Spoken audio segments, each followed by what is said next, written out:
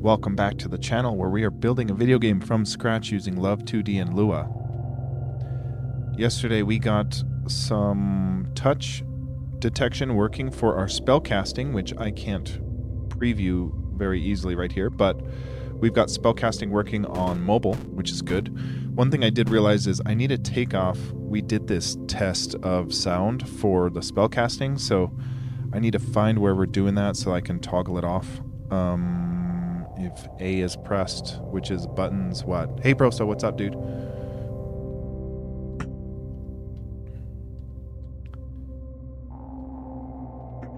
And I've got like a cough. I don't think I'm sick, but I've got like this cough, so not feeling too great.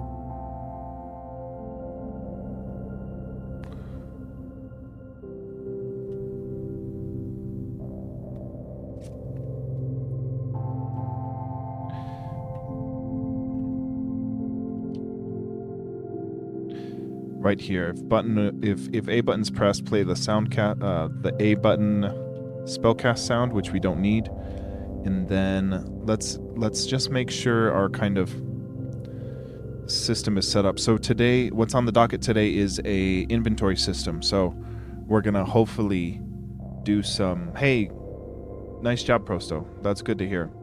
Yeah. Hey, dude, I get it. If you gotta go crash, I totally get it. Thanks for stopping in.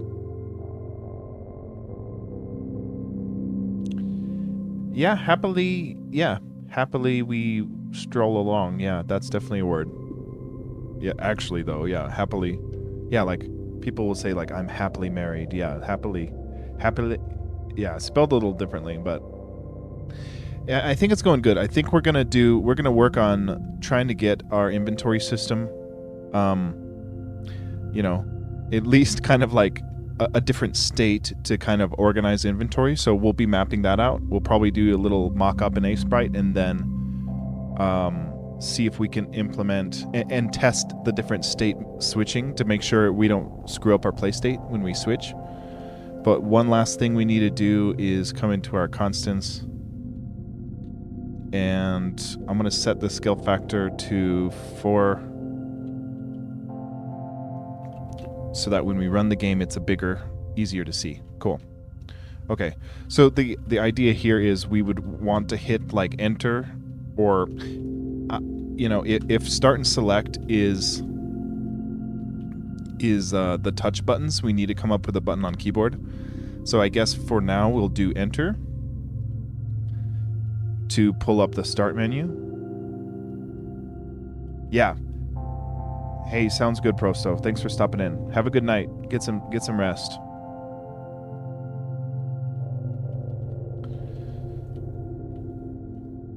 So we're gonna come. If we look at how we define a different state for our state machine, we have we like inherit the base state methods for the state machine. So if we go and look at the definition here, we've got a couple of different default functions, but then I believe in our main we have to declare a state, something as a state machine. I'm not exactly sure. Like this. Okay, so we need to say inventory state or pause state, pause menu. We'll call it pause state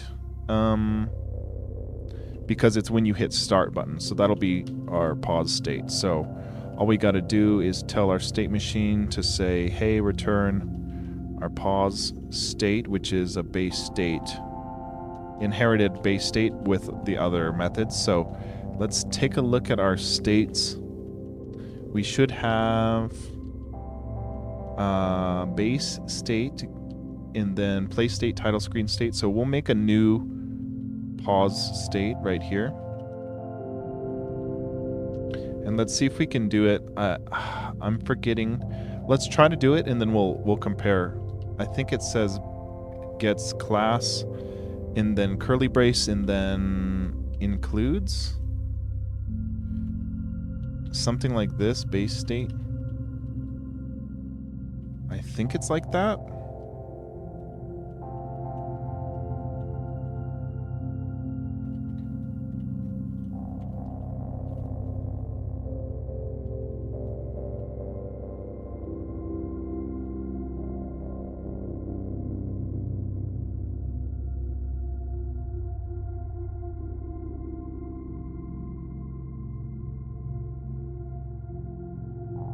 Okay, I think it's like this. Let's check our... We can make another window here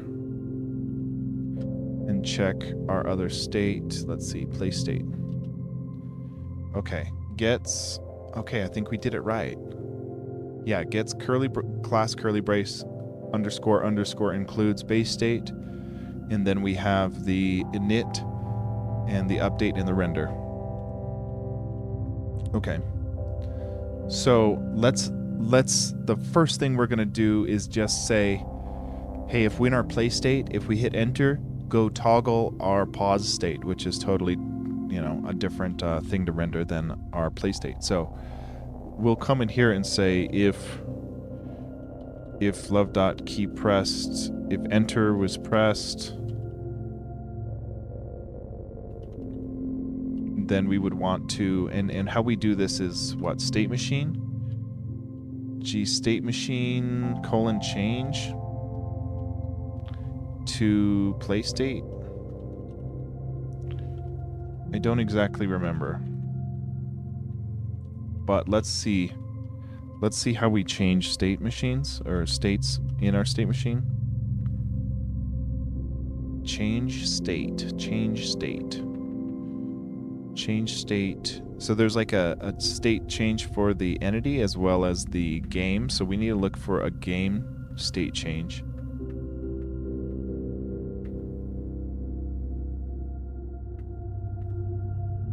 G state machine change. Oh, why do we have this still?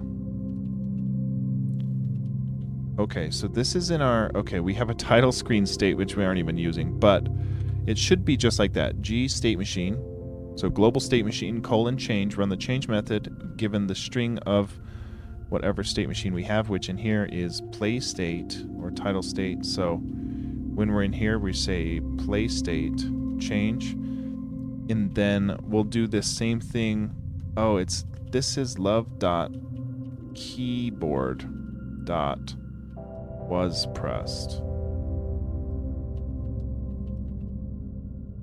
Okay. So for the render, all we'll do is love.graphics clear the screen with a very readable color. So it'll be clear, and it'll be 0 red, 0 green, all the way blue, all the way alpha. Uh-oh.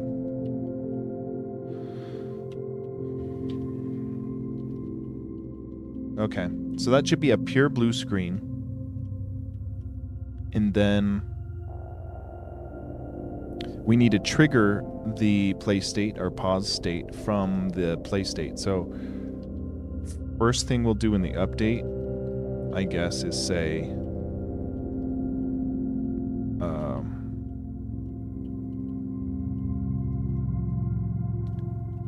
if love keyboard was pressed enter, then we want to change, so we will do our global state machine change into our pause state, which should hopefully render that blue screen.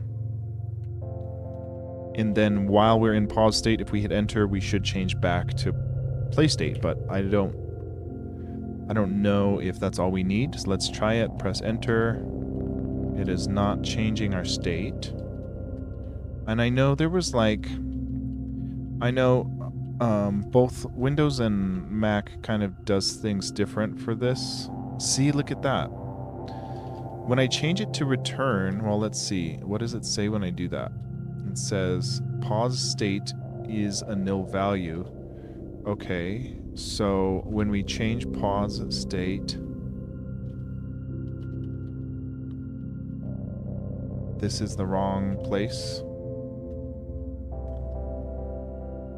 Pause state is a nil value. See, we have a play state, capital P, capital state. Okay. And then in our main, when we define it, pause state. Oh. We have a pause state.lua, don't we? Yeah, we made a pause state.lua. That's this, right? Yeah, pause state.lua in states game. Okay. Oh, we need to include it in our dependencies. Yeah, so we need to say, okay, well, give us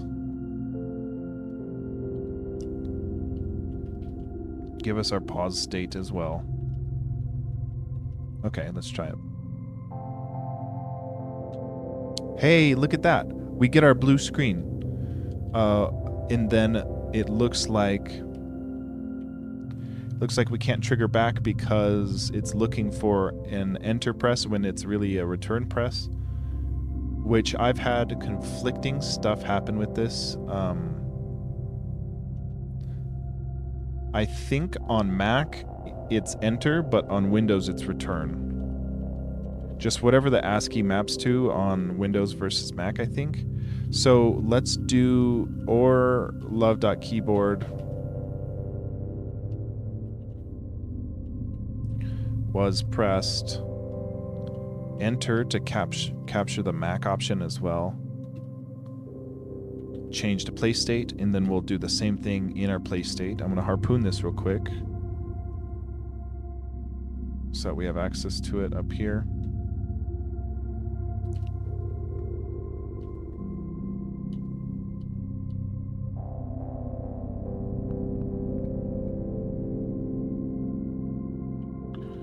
Okay. Yeah, we'll do or love.keyboard was pressed. Enter. Basically, we're just trying to toggle it on and off and see, want to compare our play state to returning to our play state. So like look at the NPC's positions and our position. We'll pause effectively, come back to it, and it looked like they were in the same spot. So like if we pause on this screen with the gecko walking towards us, we're back here. Okay, so I think this is jacked up. I mean, I know it's jacked up. Like ideally we don't, I think this is tough because if we do another state like we are currently doing this, then when we come back to our play state, I think the inits are getting reset.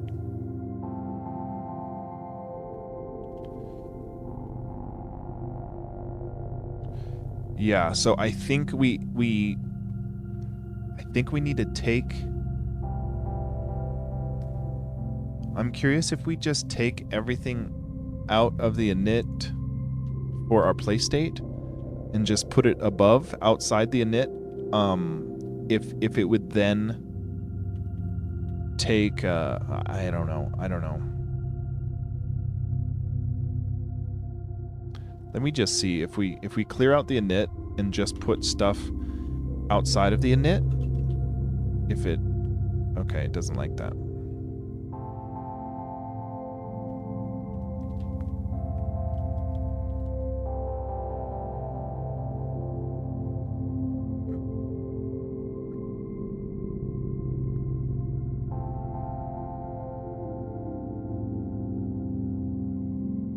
This was what I was worried about before I started streaming. I was like, I don't think this is gonna do what I'm hoping it will do. Like ideally, all we do is pull up a start menu and leave everything else the same. Like we don't update the scene or anything. But this becomes an issue because, like, let's say we want to add cutscenes or other scene transitions.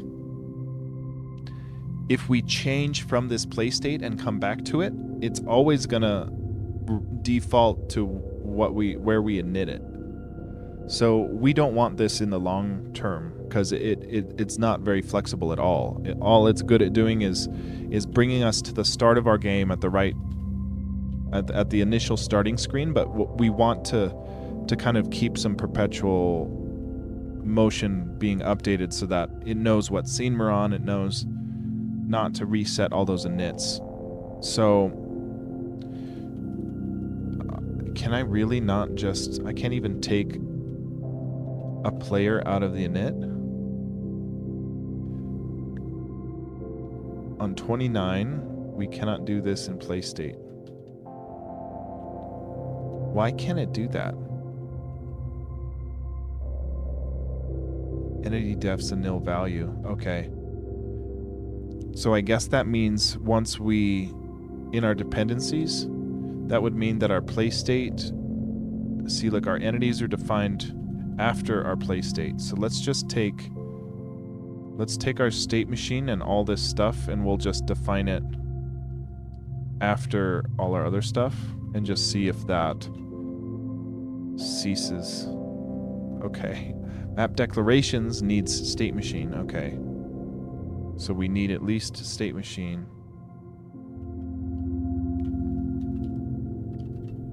This is not nice.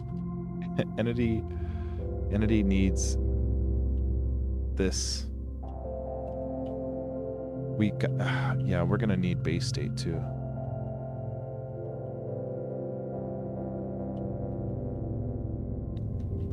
Okay, let's see. Yeah, still mad.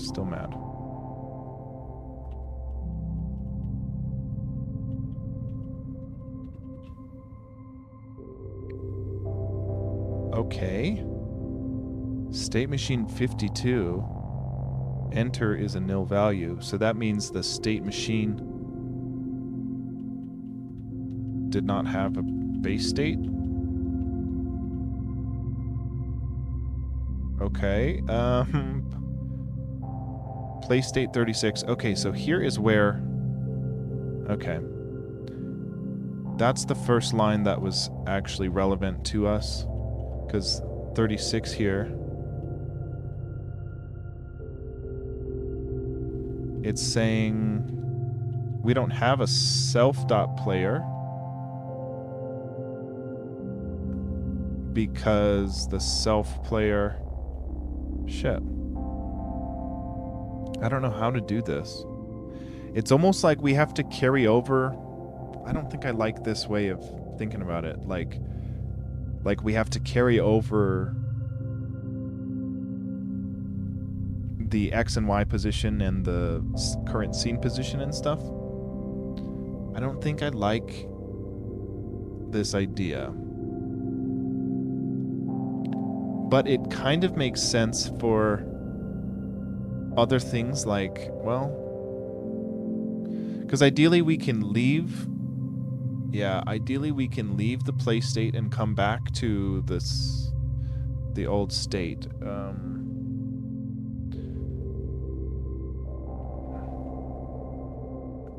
So we could give us a global player and reference it outside. Like, let's say we say, instead of self-player... we'd have to change everything here. Shit. Let's just go for self.player. We'll replace with player.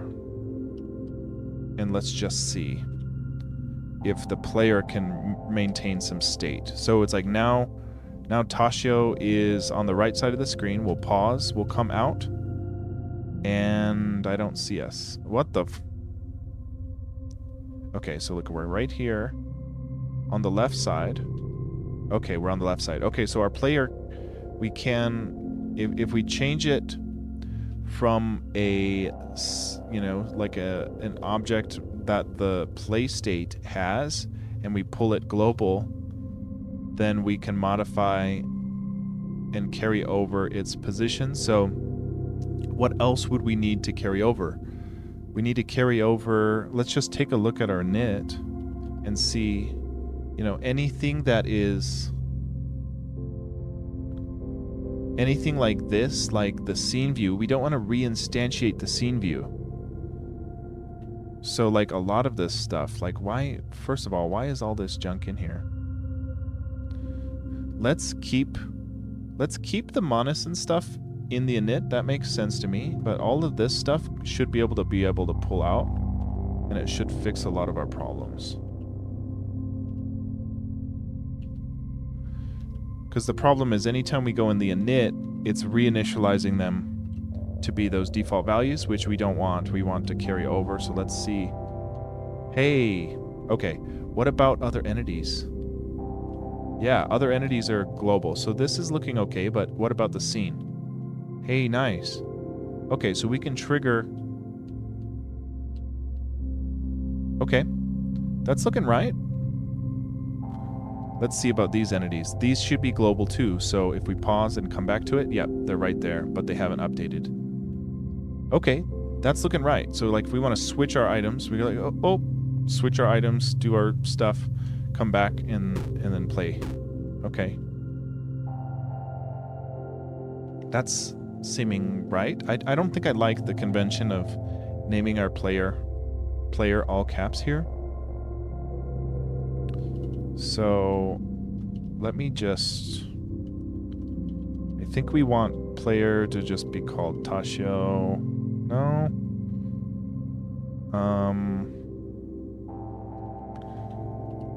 Player 1, no. If it's a global, do we call it G player? I don't know. That just is weird. It is a global though, so...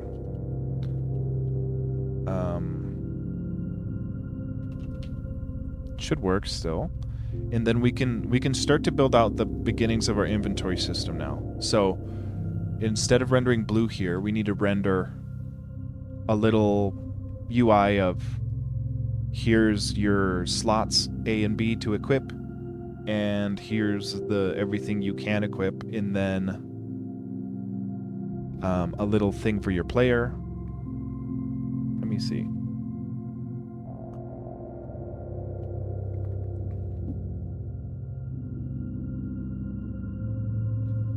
I made a little mock-up, which I can remake in Sprite so that we can get going here. So let's... What the... Oh, for the life of me, I cannot remember the Game Boy resolution.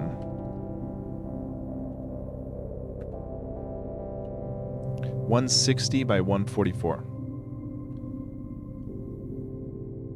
So let's do this. Oh, I already remembered. Okay. So we'll take like a... What we'll do is we'll make like a quick and dirty mock-up, and then we'll just try to get the basics of like the inventory selection and moving and stuff like working, and then we can either render it, because like I'll make the mock-up and then we'll worry about the specifics. Okay, I want like a tan, like a parchment color almost.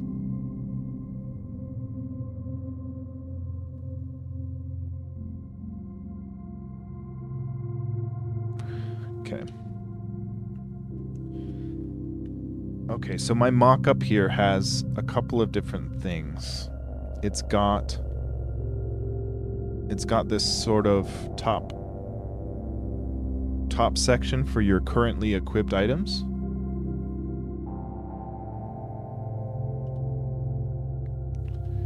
And then it's got like a right side here. Shit. Okay. This might be too small. Let's try this, and this will be a different color. Let's pull a darker. Okay. And then this is close to all I really had planned out. But it's like this part right here at the top of this dark tan. This is where we'll put a little kind of like loadout. So like Tashio will kind of be like right here. It'll show this is gonna be actually awful, but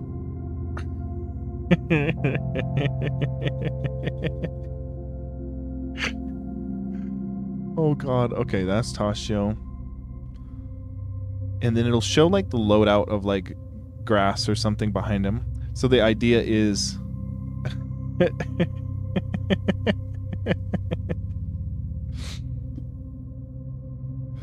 the idea is we have three layers here. So like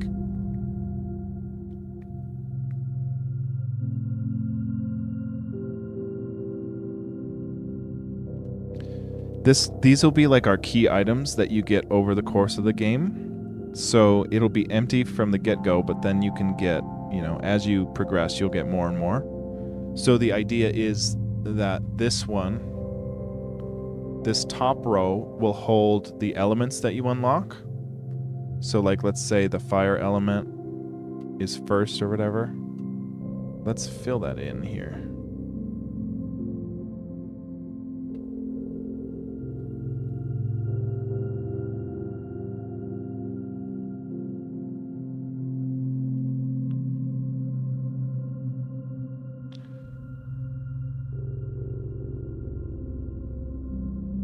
This is just a mock-up.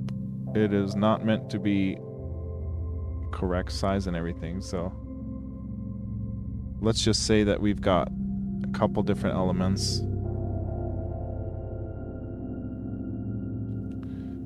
Because the thing is, we don't want to spend too much time on it before we figure out our actual user experience sucks in this format. So we're just doing a quick mock-up to kind of test our theory here. I already messed up without making new layers, but let's try this. So the idea is there's also going to be different tunics you can get that have different abilities. Oh lordy, okay. So if this is like a little tunic, it doesn't look like a tunic. And you know what? I've got a little pen for this. Maybe I can.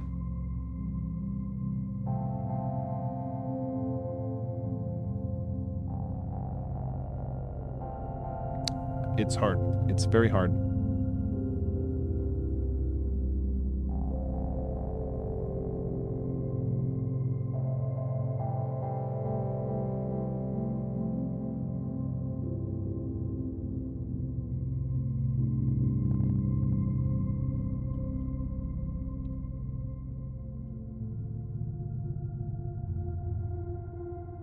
Okay, so if that's a little tunic, we could fill it in with, you know, there's a green tunic, and then, so the idea is like, once you unlock the blue tunic, you can swim. The green tunic might be, I think, what did I have? I took some notes. Green is strong, so like you can push stuff with the green tunic. And then red is resist, so that you can like you can endure the heat of the volcano place. Yellow is light, so you'll glow in caves and be able to see. I think I'm getting a lot of inspiration from Tears of the Kingdom, because a lot of this stuff is kind of like very similar to that.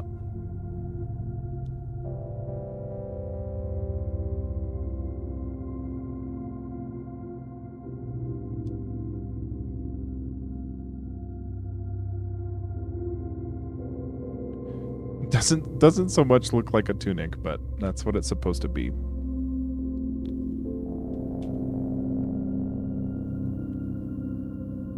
Okay.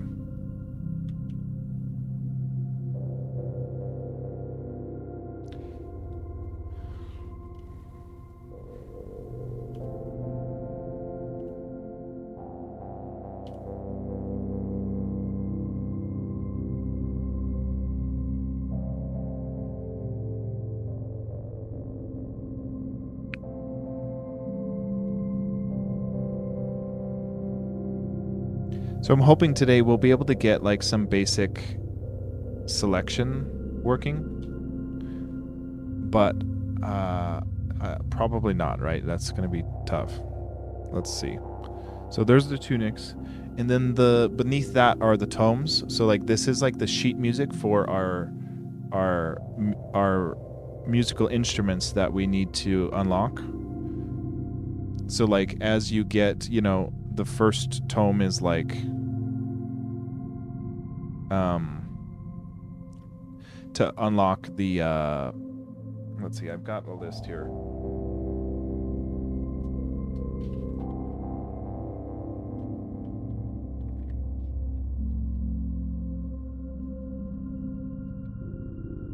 So there's a forest biome, a mountain biome, a desert, and a lava. So the first tome you get will unlock the forest. Second tome from the forest unlocks the mountain, then the desert, then the lava. And then end game is in the corruption realm, so. But this is like just to get an idea of what the UI might feel like.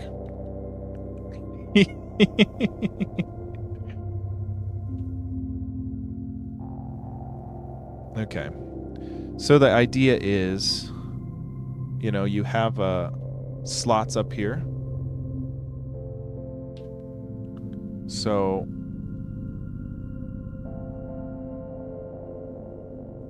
what is going on?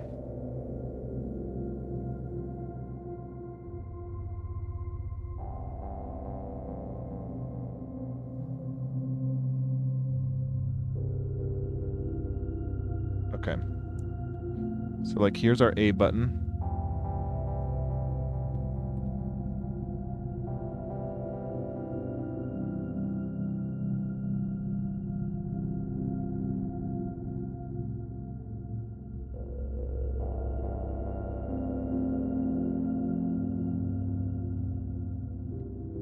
Yeah, ignore how bad this is.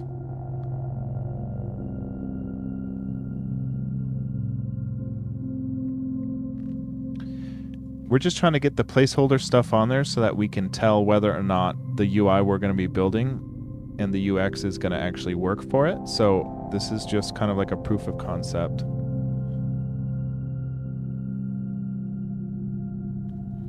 Okay, and then you know what? We have like we should put our hearts somewhere.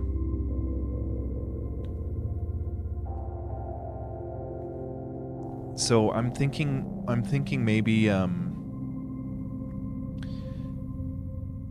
because I'm trying to think of what goes up here. In my mock-up I have I have our heart stack as well as a other heart, which okay, no, I have our money up there too. I haven't decided if there's going to be money in this game. I think there is. Just because it's fun to collect rupees, right? So there is what we do need to check. Let's save this real quick.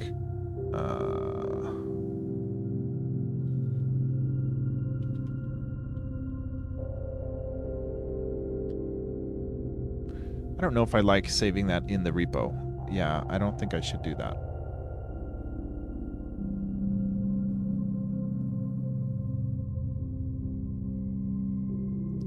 Yeah, I'll remove it from the repo before I forget and accidentally commit it, so.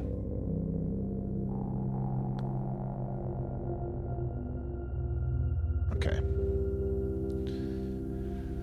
Okay, so what I want to do is get the width of how many hearts take up, because see, the max hearts is 7, so whatever the max width of this should pair up to over here. So, oh god, we could just eyeball it since it looks like the same size here. Okay, so if our A and B button, then we have this many. Okay, so we might need to scoot this stuff over a bit, maybe make our other panel a bit longer. Let's do something here. Let's just flatten all these layers so that we can rehaul it.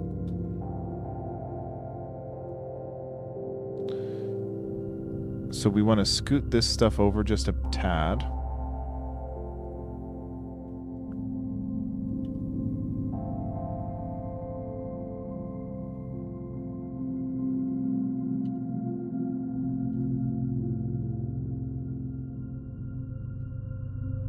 Okay, yeah. I think we want a little more space here. Because as long as we have enough space to fit our hearts when they're maxed out, that looks about right.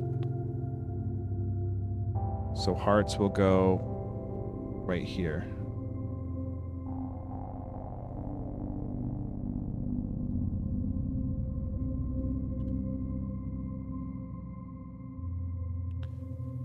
Oh lordy, that is the worst heart. It's okay, it's okay.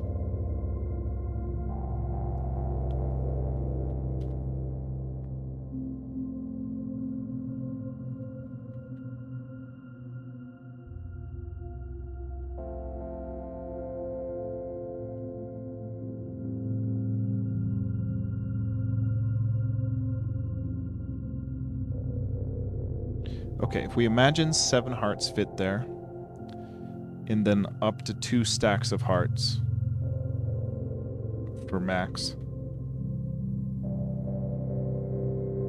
I was kind of thinking that there was like there's just not enough room unless we make this taller. Yeah, because I'm kind of feeling like whatever this space is for our HUD should be the same space up here for this. So I think we would scoot this down a bit, you know? Or squish it. So like this would be up here, and then we would squish this.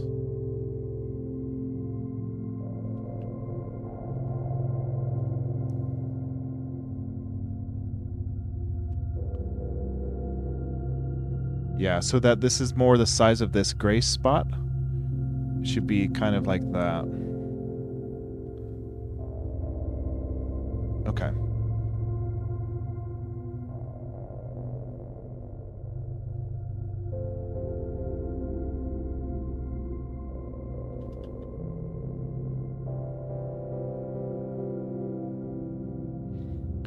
Okay.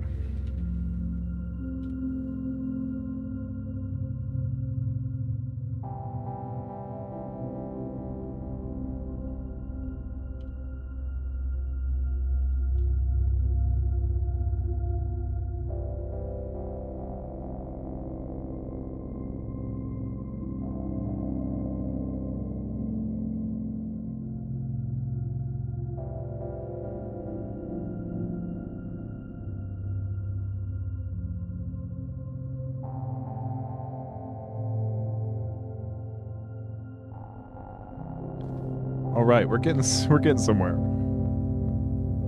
Looks perfect if you ask me. No notes.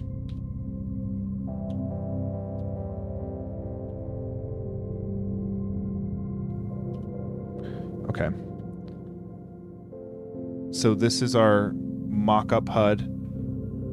And this will probably, oh god. This B button will be closer, so we'll scoot this.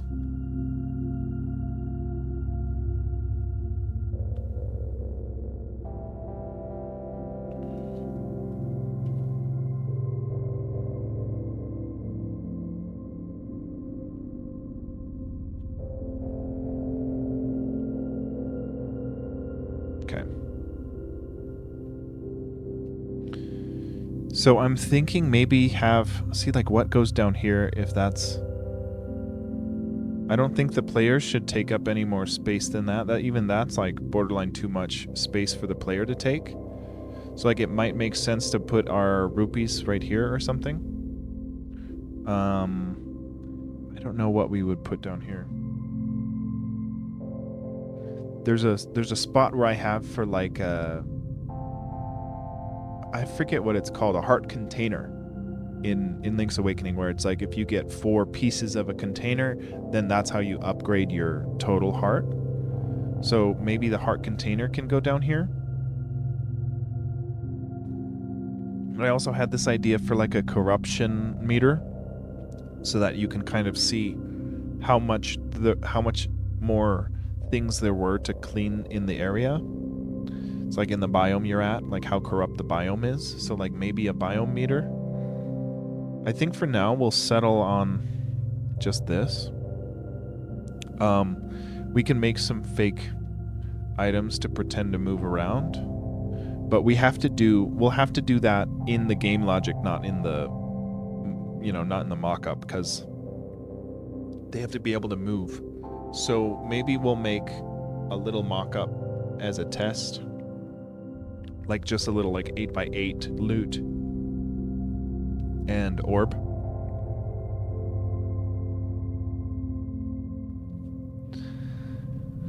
I think this is okay for now. Maybe we'll put, just because it's so empty down there, we'll just put like a heart container and rupees value or something down here.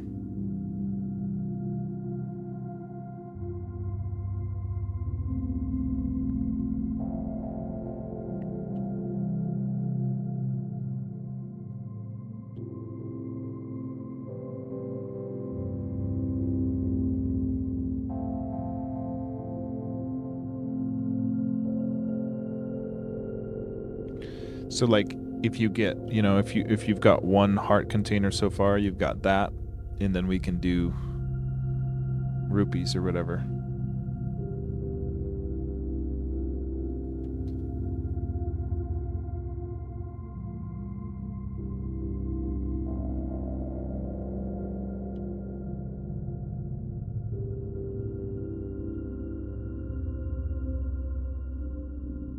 Just as a placeholder, this is not... Oh my god. Looks so bad.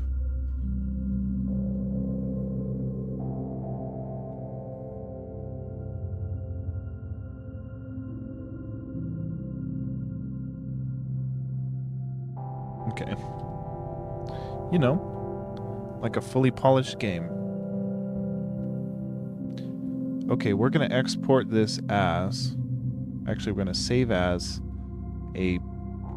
No, it is export as. Export as a pauseMockup, and we'll put this one in our repo.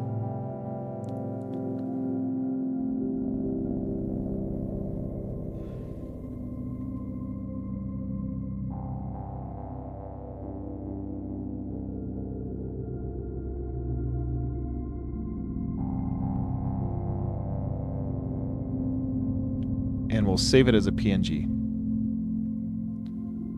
Okay, so let's get this into our game. So the first step is to import it from our dependencies. I believe we have... Probably shouldn't go in dependencies, but... See, we've got a bunch of images here. A G texture. Yeah, maybe we do a G texture.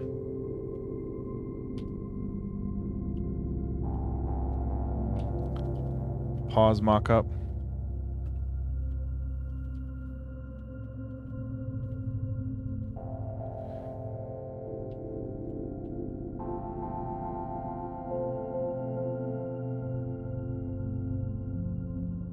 Okay. So this gives us a global texture that we can draw by indexing the pauseMockup ID. So I guess ID isn't the word for it. Key, I guess. And then if we look at our play state, when we do enter, we can change... Oh, yeah. It would be in our pause state. So we've got that right here. Instead of rendering a blue screen, we're going to say love.graphics.draw, give it the G texture, which is G textures at index pause. No, it is pauseMockup. And then G texture, and then quad, and then X, Y, width, and height. So we'll put virtual width and virtual height.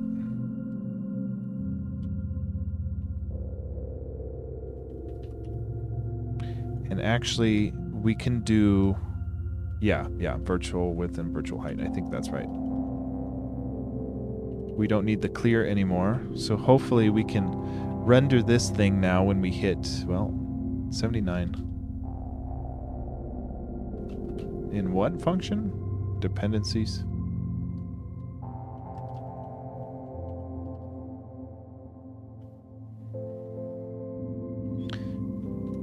We just needed a comma there. Okay, not quite working. Graphics, pause, mockup, PNG. Let's make sure that file exists. Pause, mockup. I don't see it.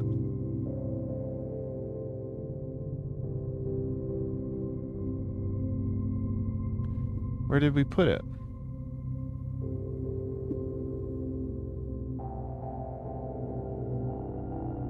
Pause, mockup. Tashio graphics. It is in there.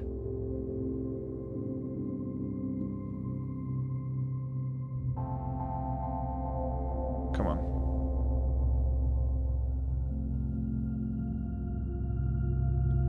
Okay, it is in there. So we've got that. Pause mockup PNG in the graphics folder. Okay. So G textures. So we might have to give it a quad here. So let's just give it. And you know what? We don't need to go this far. All we need to do, yeah, since this is a temporary thing anyway, let's go and just take it out of our global textures. We'll just give us a global drawable for it, and that'll just be easier. So we'll call a global pause mockup variable, store that drawable, and then in our pause state, we're just going to draw that global pause mockup variable.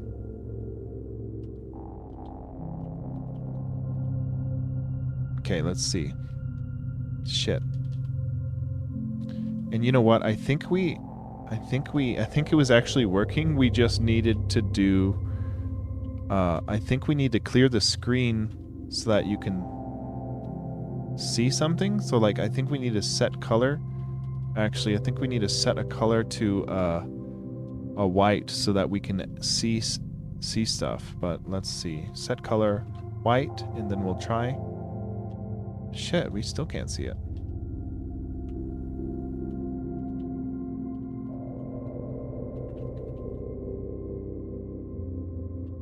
Okay, the clear is working.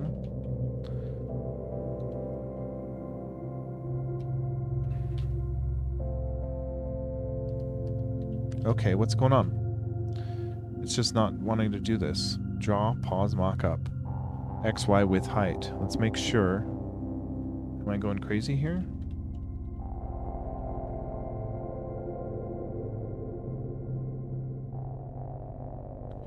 Drawable XY. Oh, just XY.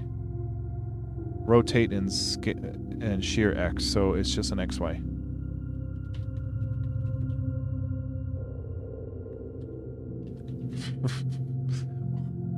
What am I doing wrong? Pause mockup.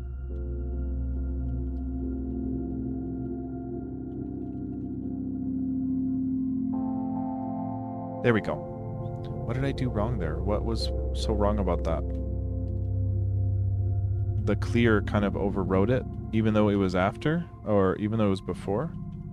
So if we clear to a white and then do our mockup, oh, we still see it. Okay, so I was just totally wrong. Okay, very simple. Drawable XY. That's all we got to do. So we say pause mockup. All we do in our pause state is render our pause mockup.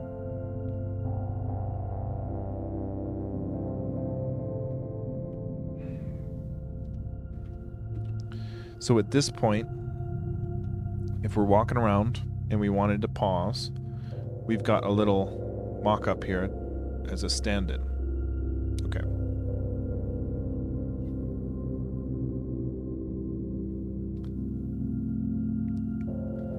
part of me is already thinking we switch this up.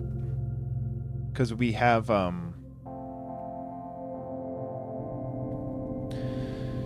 if you look down here, like the bottom left right here. So I think we're going to be getting rid of, we might keep the monospar, but I think we're going to get rid of the focus indicator bar. But no, I think we're going to get rid of both. I don't want it to be too cluttered down there. So we're going to have our A and B equipped right here. And what I'm thinking is, like, if we pause, it would be kind of nice for this stuff to remain at the bottom. So, like, the HUD basically stays the same, which would mean that our hearts are down here and our equipped are down here, and then everything else is kind of up here, and you move it down into your inventory. And then everything else is kind of stacked on top of it. That's kind of what I'm thinking. So let's switch up our mock-up just a bit. Like we'll just scoot things around.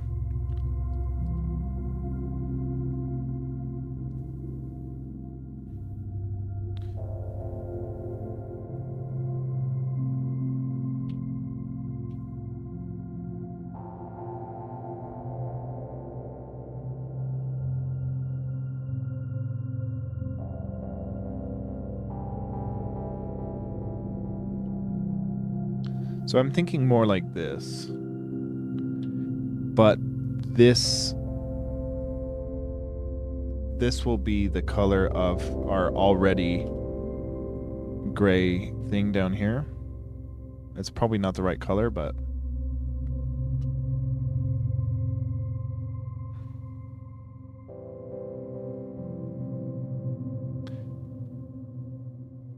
okay, so like the idea is like, yeah, the HUD doesn't change. The pause menu kind of comes in over the HUD almost.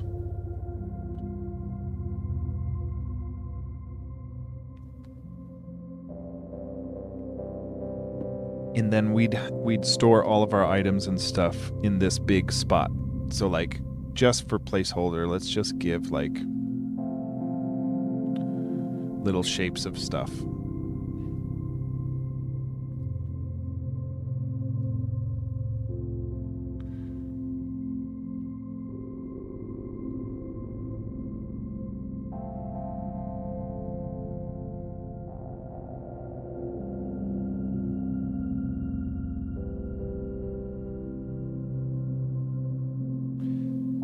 So this will be anything from like collectibles to, or not collectibles, but little inventory things. So like in the game, you're going to be able to like forage some berries and nuts or seeds.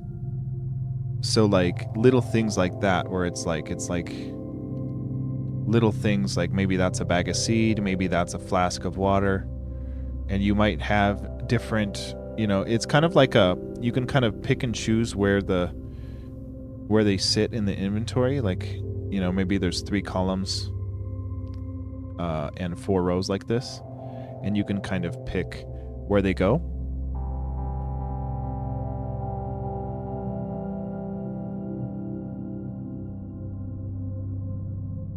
I don't know. So something like this. Let's see if that looks better.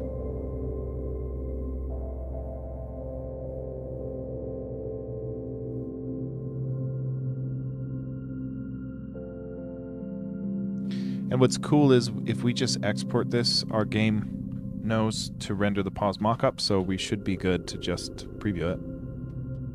Sweet. So yeah, it's not the right size yet, but like, see, the HUD at the bottom should be the same that it is down here. So it's a little taller than final, but this is just to be like a proof of concept.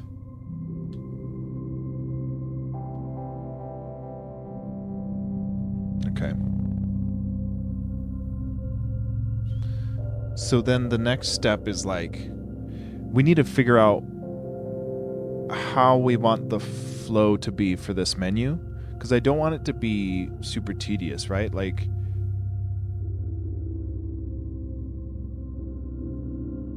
I would like if it was kind of smart system where, like, if all of your items were over here in the bottom left or bottom right, for example, I don't want the flashy indicator for where your cursor is to start up here if there's no item up there. So I kind of want it to find like the first item and flash over it, and then hitting A will like select it, and hitting A on an item will then allow you to move it to another inventory spot or bring it down here into the A slot. And if you bring it over one of the button slots, it'll replace whatever's in your button slot over to where you picked up that item from, so that you can kind of just go select loot, apply to A, and then hit start and then continue to play. And hopefully there's not a lot of like having to tap and navigate through empty slots. So I think you would only get the whole grid of slots upon you picking up an item, because I want the ability to move an item into any slot you want for like customization purposes, but also I want to make it fast for people to organize it, because it's like maybe someone likes to play the loot all the time, so they keep the loot right here, and they like feeding the birds seed all the time, so they'll put their bag of seed down here so that it's really easy to just swap between the two. So the tough part is we have to kind of translate, we have to have the ability to select a little cursor, like a flashy cursor. Like if you imagine these brackets here, but flashing, that's kind of the cursor for you to move your selector. So if it's a 3-column 4-row thing, we would need to make some sort of grid system that can track whether or not there's an item in that grid, and then also know how to render the given item in the grid, and then also be able to swap stuff out. So one of the tricky things is like moving from, because the cursor can also come over here and select, like, because these are like the key items, so you wouldn't go I think these would be switched. This should be B and this should be A. But when you go to select the element, see, and this is something I haven't quite thought out all the way. If you go and select the element,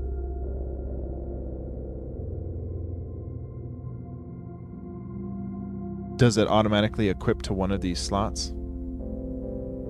Because I didn't want people to have to drag and drop the elements. I wanted elements to be like almost like a loadout, where you come in here, you're like, all right, give me fire, give me the fire suit, and then let's rock and roll.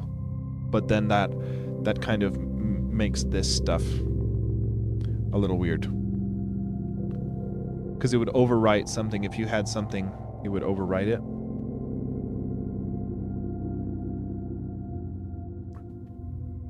So I don't know how that would work.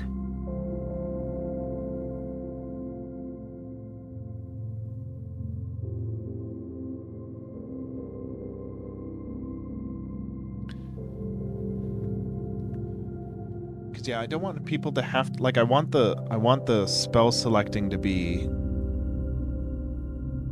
fairly quick if you want. Like, I don't want people to, like, what I don't want is, like, if you walk into a biome or something and then you realize you need your ice spell, so you hit start and then it selects you up here, but your ice is way down here, so you have to go 1, 2, 3, 4, 5 inputs, select it, that's 6, place it, that's 7, and then start. So that's 8 buttons just to get your ice equipped, as opposed to if they're up here, you can hit start and then either, I don't know, like maybe there's a toggle, like maybe B toggles between your key items and your, like, because all A will do is select what's on your cursor, but maybe B is toggle your inventory selector.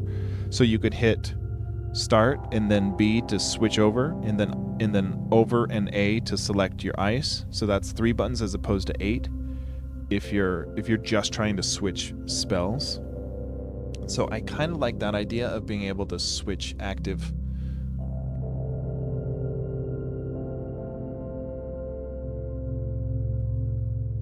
spells a little easier. But that doesn't solve how the spell would get equipped. That is still messy.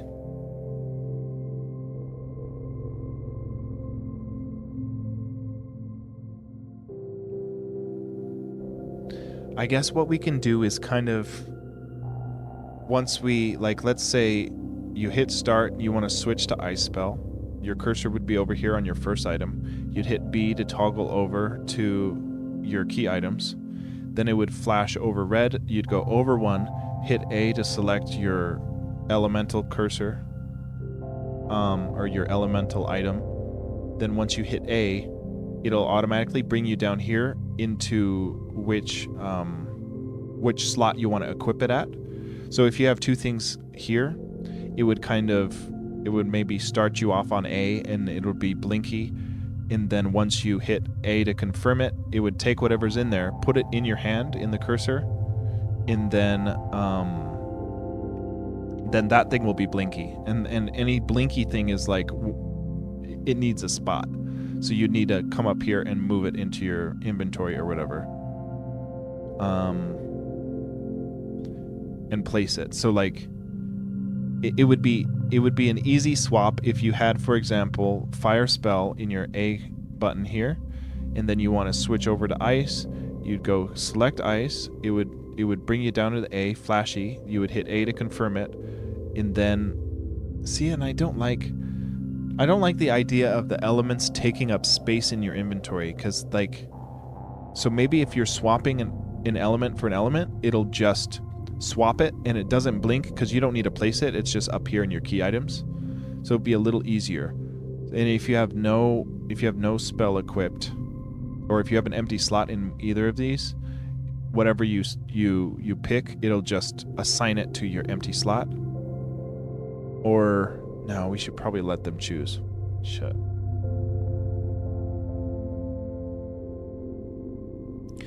There's a lot to think about. I'm also kind of toying with the idea of like, A is just your elemental slot and you always have something in there. Because there's no sword in this game.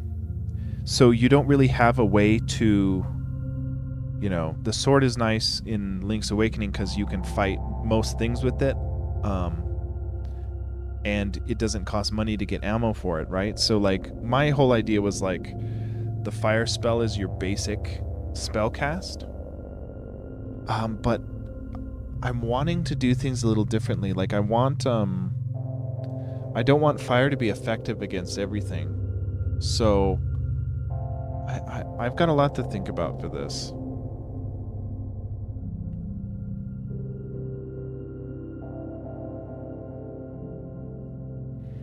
Because yeah, part of me is thinking A is your dedicated spell button. So if you want to equip your spell, whatever button you click here will assign it to your A slot.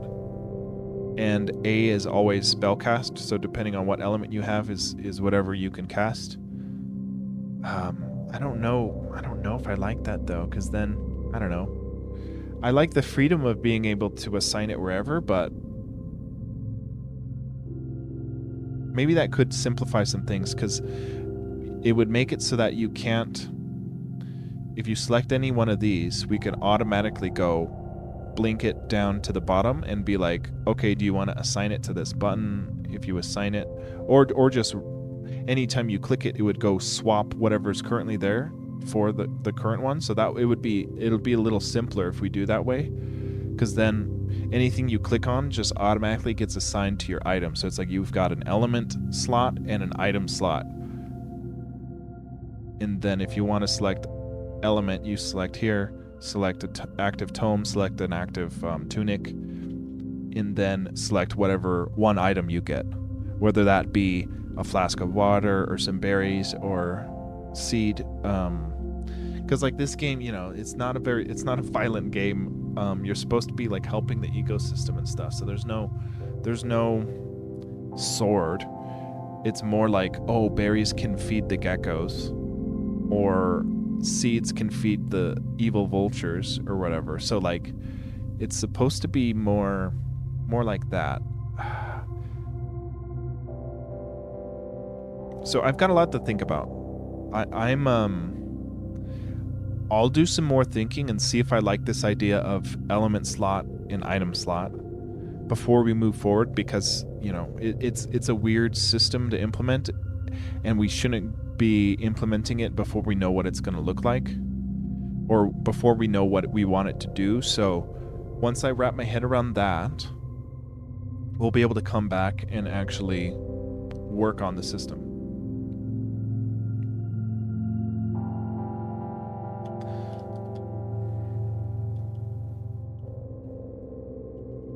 Let's check out our git diff here.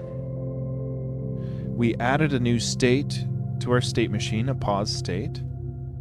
We took out that bug where pressing A would cause a spellcast sound.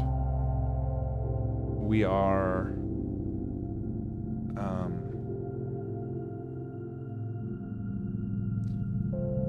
we changed some dependencies orders so that we can pull our play state. We can pull some constants out of our play state init so that we can have some continuous memory for our play state. And then we added a here's all the pulls we did from our init outside of our init.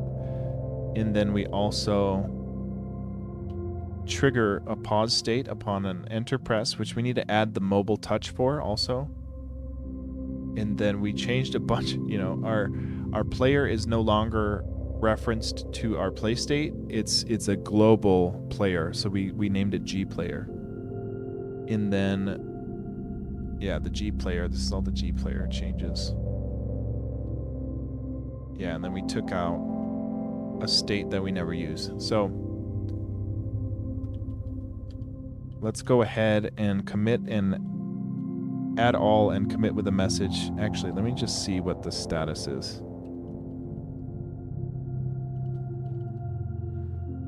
We touch the conf, the touch handling. Okay, we added a pause state and a pauseMockup file. That looks right. Let's go ahead and commit saying added pauseMockup. State. Okay, so I'll do some thinking about what I think the game should behave for the inventory system, and tomorrow we'll probably actually try to implement it. But we've got the state working, so, and we've got a template for how we think it should look. So what's left now is the logic and, you know, the meat for it, because we've already got the bones. So I'm gonna find someone to raid out to here.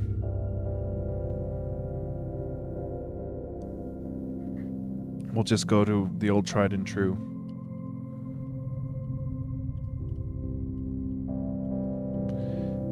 All right. Hey, thanks for watching, everybody. I'll be back tomorrow, hopefully with some more energy, and we can get some actual programming done instead of just the art. But yeah, I'll catch you guys later. Have a good night.